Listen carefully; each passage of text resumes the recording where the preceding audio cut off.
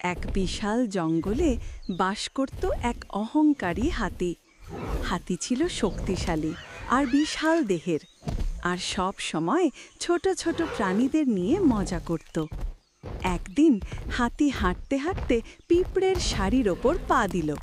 অনেকগুলো পিঁপড়ে চাপটা হয়ে গেল। বেঁচে থাকা পিঁপড়েরা খুব কষ্ট পেল। তাদের মধ্যে এক ছোট্ট পিঁপড়ে সাহস করে হাতির সামনে গিয়ে বলল, হাতি মামা, এত অহংকার করো না, আমরা ছোট হলেও দুর্বল নই। হাতি হেসে বলল, তোমাদের মতো একটা ছোট্ট পিঁপড়ে আমার কি ক্ষতি করতে পারবে? পিঁপড়েটি কিছু না বলে চুপ করে চলে গেল। পরদিন সেই পিঁপড়ে তার সাথীদের নিয়ে হাতির সুরের ভেতরে ঢুকে পড়ল।